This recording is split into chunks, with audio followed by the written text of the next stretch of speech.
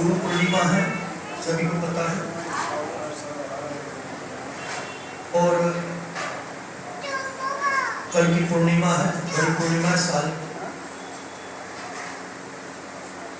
कल की जो पूर्णिमा है वो व्यास पूर्णिमा है। गुरु जिसने बना रखे हो, किसी ने बना रखे हो तो गुरु बने, बना रखे गुरु बना रखे तो हाथ खड़ा करने में कौन सी दिक्कत है? गुरु बना रखे।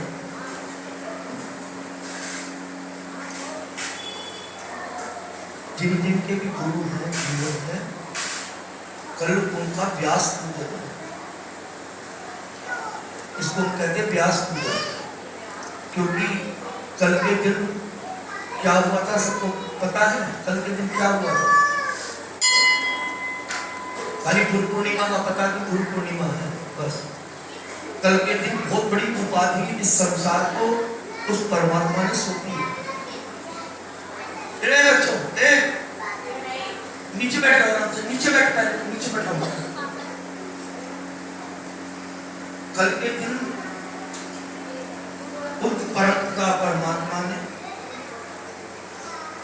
जिन्होंने कि 18 पुराण, 6 शास्त्र और 4 वेदों की रचना करी, कौन थे वो? श्री वेदव्यास जी महाराज। और इनके पिता वेदव्यास जी महाराज के जो पिता हैं श्री पराशर जी महाराज,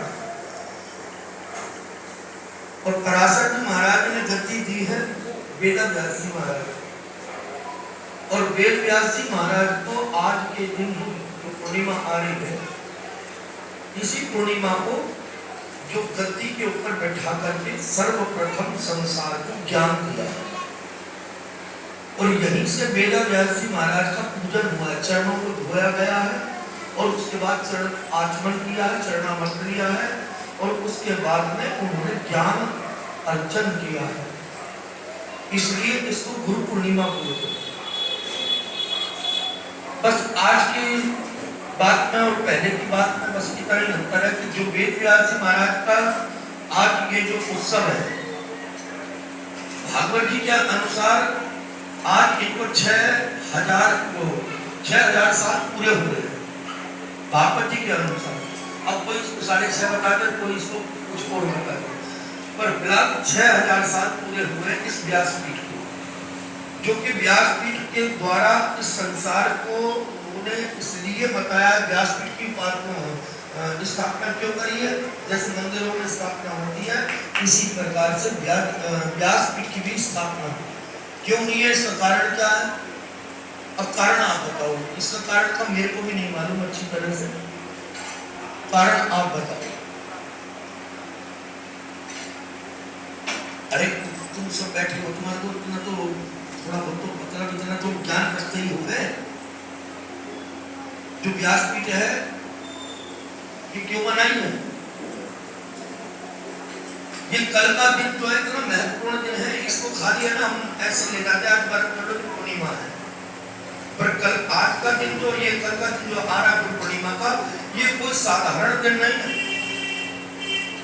हमने इसको साधारण बना दिया। देवता लोग भी आकाश मंडल से पुष्पों की वर्षा करते हैं इसी गुरु पूर्णिमा को। वेदव्यास जी महाराज को गद्दी के ऊपर बिठाया, उनका पूजन हुआ है, इसलिए इसको व्यास पूर्णिमा बोलते हैं। क्या बोलते हैं इसको? व्यास पूर्णिमा। तो ये गुरु पूर्णिमा तो खैर अब हम लोगों ने कह दिया, पर ग्रंथ हमारा का कहता है व्यास पूर्णिमा।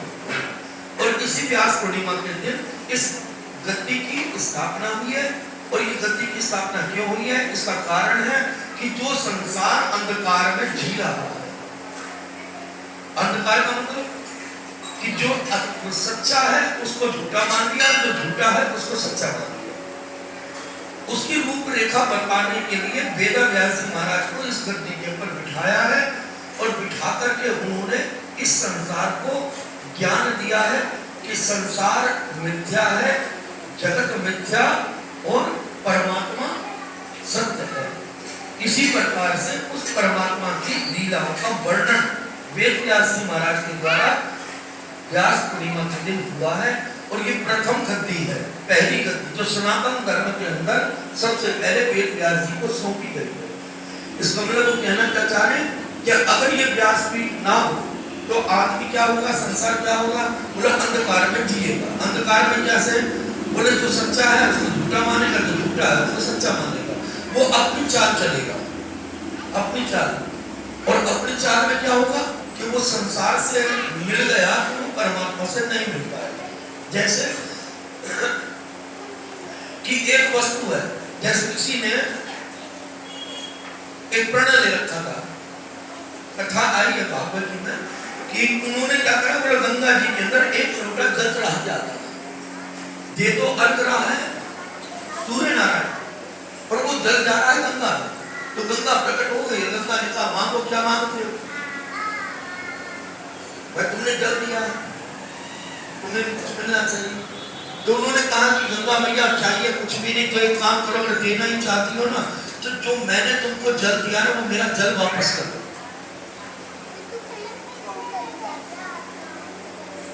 जल मेरा जो मैंने आपको दिया है वो जल मेरा आप वापस कर दो।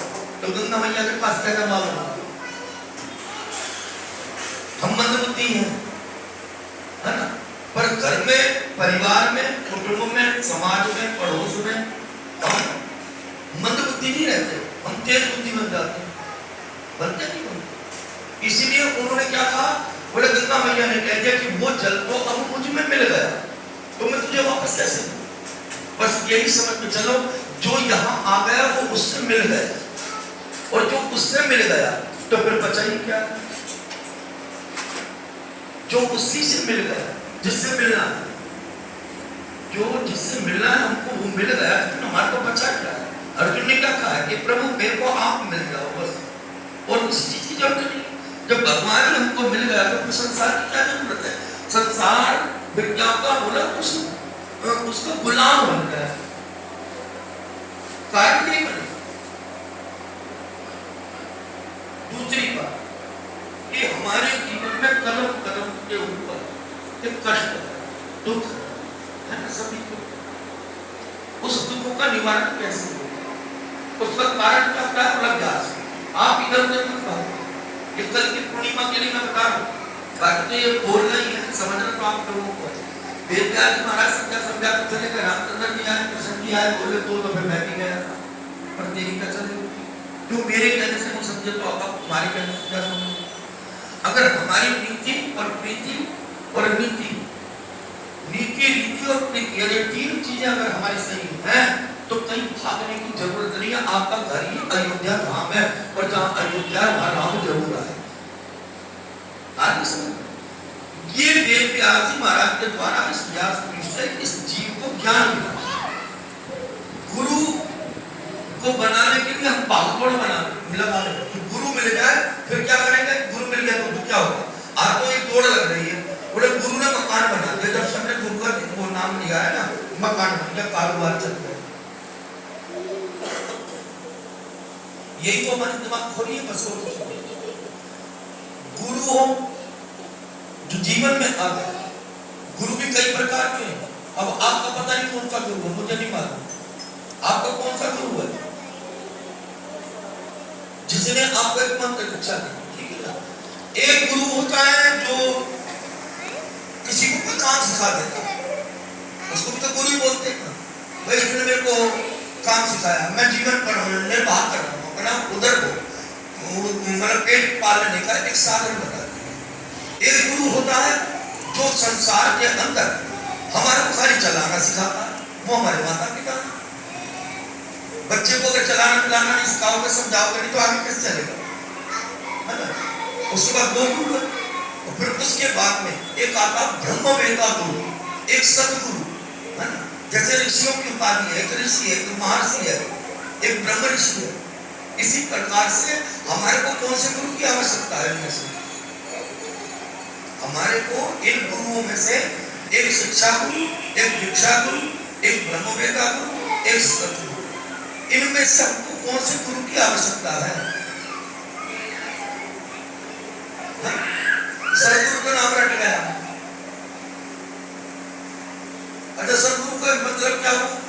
सदा हुआ है। सजने का मतलब जो अपने बल के ऊपर सदा, अपनी पूजा से, आराधना से, तो मन कौन सा क्यों चाहिए? यहां आकर क्या मन चुप्पी लग जाती है। और मालूम ऐसी बात नहीं है, मालूम है ऐसी बात नहीं है कि 50 आदमी सुन रहे हो तो ये सारे पागल हैं। ऐसा है धुरंधर भी कोई ना कोई जो 2 मिनट अंदर मुझे बैठा देगा, और आप ही लोगों में अभी यही बैठे हुए कौन से गुरु की आवश्यकता है? क्या मैं भी अपने टाइम को खराब कर सकता?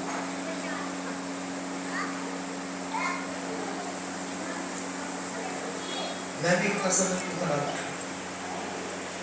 हमारे चाहिए ब्रह्म वेता गुरु जो ब्रह्म से साकार रूप में हमारा साक्षात्कार करवा दे। गुरु हमारा व्यापार नहीं चलाएगा, गुरु हमारा सुख नहीं देगा। ये ध्यान रखना। जिस गलत फहमी के अंदर कर गुरु बनाया बेकार, गुरु सुख नहीं देगा, गुरु तुम्हारा कारोबार नहीं चलाएगा, गुरु तुम्हारे मकान नहीं बनाएगा, गुरु संतान नहीं देगा। ये सब प्रारब्ध के खेल है।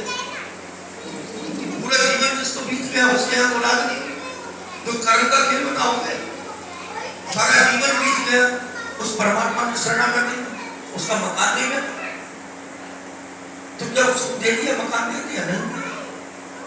इतनी जगह अनुष्ठान करा ली, इतने व्रत कर लिए, क्या मनचाही हो गई?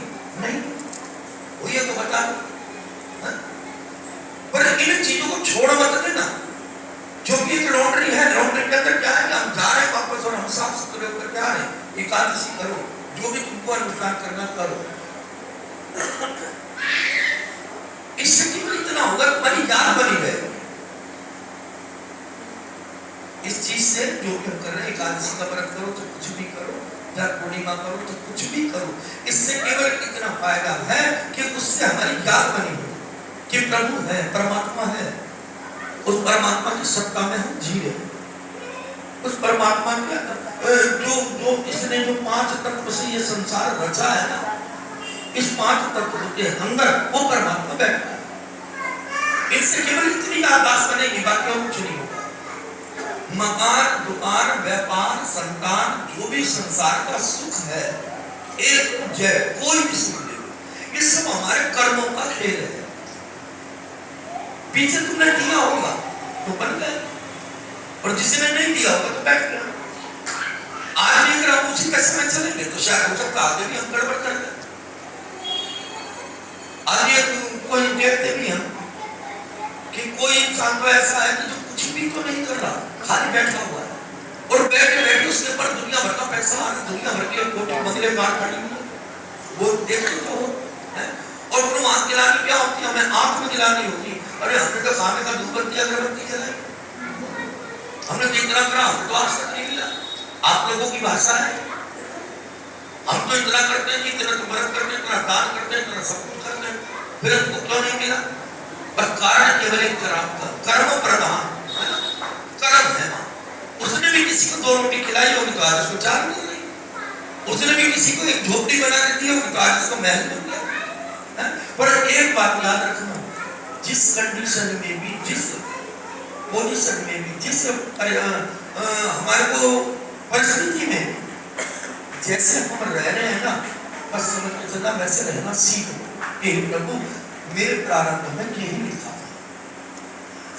जितने भी हम परेशान होंगे ना, वो केवल अपनी इच्छाओं के बल से, हमारी इच्छा जैसे जैसे बढ़ेगी उतना दुख आ जाएगा, इच्छाओं को कम कर दोगे तो दुख खत्म हो जाएगा।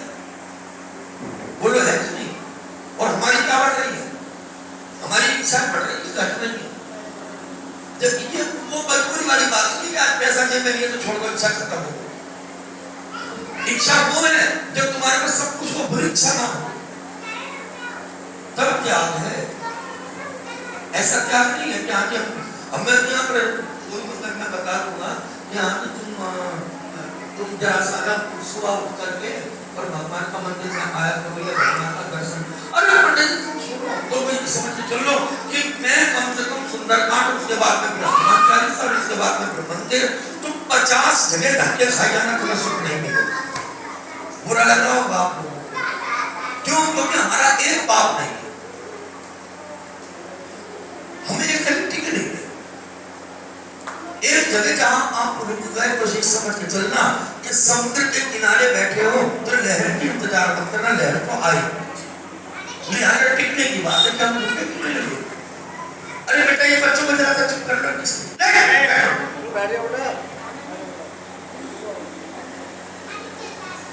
लहर तो आएगी। आज मैं यहाँ पर बैठा हूँ, अब बेटा चुप हो जाओ, अरे जरा सा आपको तो ले लो 2 मिनट के लिए। आज मैं यहाँ पर बैठा हूँ एक बात के लिए कि जहां एक जगह टिक गए तो सबको आना पड़ा है कि नहीं? अरे 50-50 साल बीत गए, मंदिरों को बने हुए। मैं बड़े धर्म से इस बात को कहूंगा, मैं इस लायक नहीं था, कीचड़ में सना हुआ है ना, और किसी चीज का गुण नहीं मेरे में, सारे का गुण है, फिर भी उसकी कृपा कैसी बनाई? 50 साल बीत गए मंदिरों के अंदर, केवल एक ठाकुर जी खड़े हुए है ना, देखा भी होगा आप लोगों को। मैं यही की बात नहीं कर रहा, ये कहीं पर भी चलेगा, क्या नहीं हो सकता? हो सकता था सब हो सकता था। नीति की बात है या नीति नहीं। मैं कह रहा हूं कि जिस समय आप दो ना किसी को, चाहे घर में हो चाहे बाहर हो चाहे कहीं पर, आप बिल्कुल ये सब कुछ मतलब कि कम पड़ जाएगा। अब करके देख लो, मैं यहाँ बैठे बैठे बोतल बोल कर कुल मिला करके यहाँ पर मैं बैठा, बैठ करके मैं किसी भी लायक नहीं था, और उसके बावजूद भी मैं एक जगह रुका रहा, तो ये सबको मजबूर होकर के यहाँ आना पड़ा। कोई खाटू धाम से आ गया, तो कोई जगन्नाथ से आ गया, और कोई कहीं से जाने की जरूरत पड़ेगी। आप लोग तो फिर भी घूमिया तो बसों में चले जाते हो, और मुझे तो खाटू श्याम का दर्शन कर ही मेरे को 35 साल हो गए, मैं तो आज तक देखा भी नहीं। तो मैं क्या इस लायक था कि बाबा यहाँ आ जाए? क्या मैं इस लायक था कि बात भी आई थी राधा वल्लभ यहाँ पे? जब मैं इस लायक था जगन्नाथ उड़ीसा से यहाँ जगन्नाथ भी आ जाए? अचंभा है। ये कोई पैसे का खेल नहीं है, ये कोई बुद्धि का खेल नहीं है, क्योंकि मैंने भगवान को न बुद्धि में बसाया और न मन में बसाया है तो केवल अपने चित्त के ऊपर कि मेरा कर्णधार हे केवल आप हो, बाकी कोई। इतनी बात समझाने के लिए ये गुरु पूर्णिमा का दिन निश्चित किया है। आ रहा समझना किसके लिए? इन चीजों को समझने के लिए कि आप पहले एक जगह रुक जाओ। हमारा तो गुरु भी 2 मिनट में बदल जाता है। मैं तो ऐसे देखे कि थोड़ा सा एक गुरु के ऊपर आपत्ति आ गई कोई, तो उन गुरुओं को नाले पे पड़ा हुआ दिखा देना। मैं नाम नहीं लूंगा, मैंने बहुत देखने नजर। आज 65 साल की उम्र हो रही है ना, इसके तो सब कुछ खेल देख रही हो, और वही दशा हमारे साथ है। अच्छे से आज तुम्हारा दिन अच्छा है तो 50 तुम्हारे साथ चलेंगे। अब तुम्हारे पर भली भांति संपत्ति है, थोड़ा सा उठान दे लिया, थोड़ी सी उपाधि बढ़ गई, तो बुलाने की जरूरत नहीं होगी, 50 रिश्तेदार अपने आप खड़े हो जाएंगे, बनाने की जरूरत नहीं होगी। आज कोई बड़ा वो देख ऊपर बैठा हो, मैं तो यहाँ रात दिन देखता हूँ कोई ना कोई आता ही रहता, मेरी खोपड़ी खपाने के लिए। कोई बड़ी उपाधि पर बैठा हो और उससे कहो अरे नहीं वो मेरे साथ पहले चाय पीता था, वो तो आज तो उपाधि पे होता है ना, चाहे भले हम जानते ना हो, पर रिश्तेदार तो बन ही गया। किसी ने बनाया? किसी ने बनाया? अरे उसके रिश्तेदार हमारे को किसी ने बना दिया? हम खुद बने कि उन्होंने बनाया? अरे बोलो ना। घर में 4 भाई हैं और घर में से 4 भाई के मत समझना कि चारों एक ही कैटेगरी में होंगे। एक डाइनिंग टेबल पे खड़ा होगा, एक जमीन पे खड़ा होगा, एक पुल के नीचे खड़ा होगा। अभी हम यहीं तक सीमित जरा संसार में निकल कर देखो तो पता नहीं क्या क्या हो। अस्पताल जाते हैं तो एक से दुखिया होता है तो अपना दुख भूल जाते हैं, होता नहीं होता। यही चीज को समझाने के लिए ये कल की व्यास पूर्णिमा का दिन निर्धारित किया और निर्धारित करके इस व्यास पूजा करी। और व्यास पूजा में क्या हुआ? सबसे पहले व्यास पीठ का उन्होंने स्थापना करी है और ये व्यास पीठ कौन सी है? बोले ज्ञान की पीठ है जो आप लोग सुन रहे हैं। इसमें लोगों का मन नहीं लगता, इसमें आदमी उब जाता है। ये सब हमारी कहानी है, सब सुनी सुनाई, सब पत्नी सा हुआ, देखा तो हुआ है, सुना भी हुआ है, फिर अमल क्यों नहीं? यहाँ पर ऐसे बुजुर्ग आते हैं कि पंडित जी हमारे घर में तो नहीं कर रखा, बहू ने बेटों ने, अरे तू यहाँ पे रोटी खा, वो नहीं होगा मुझसे। क्यों? क्योंकि ममता ठोकर मार रही है, फिर भी वहीं पे है। पर ये सीख देने के लिए कल की व्यास पूर्णिमा बनी है। कल शाम को 6 बजे पूर्णिमा के दिन जो कथा होती है, आते हो? कोई आता है पूर्णिमा की कथा में? कौन कौन आता? हाथ खड़ा करके रहा है कोई? 4-5 ही।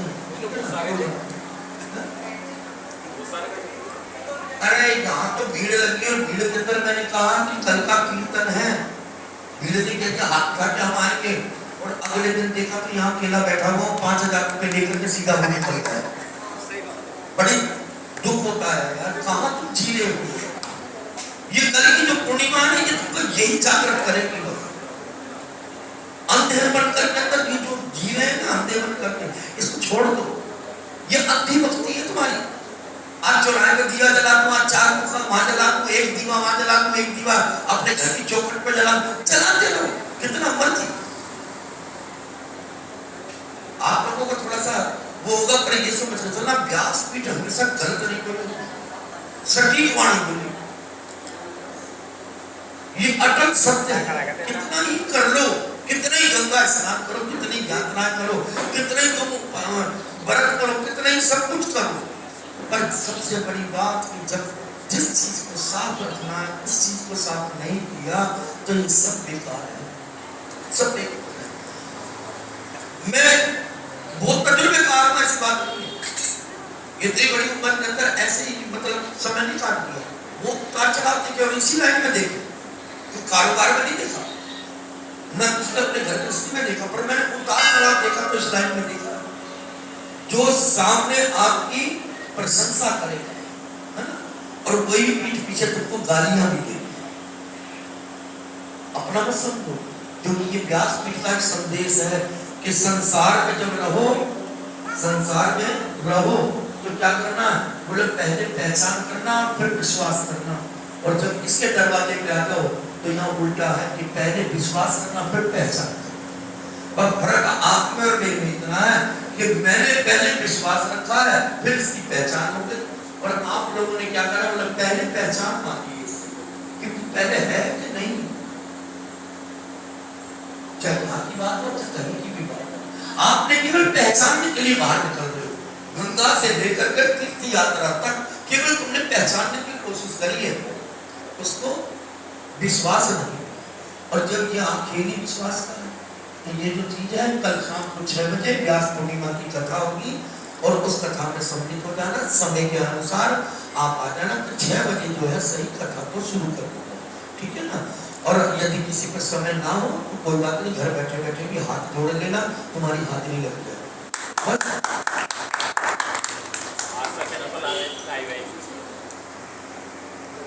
गुरुदेव जी आपकी तबीयत कैसी है? कल तो 19 तारीख को खराब था। नहीं बताना पड़ेगा आपको, कैमरा बंद नहीं करूँगा सर। सुनिए, आपकी तबीयत बताइए मुझे, सभी श्रद्धालु लोग सुन रहे हैं, आपकी तबीयत कैसी है? मेरे पास कमेंट आ रहा है, इसलिए आपको मुझे बताना पड़ेगा। भक्तों की कृपा है, मैं तो चला गया था, लाने वाले तो तुम ही लोगों को बाबा की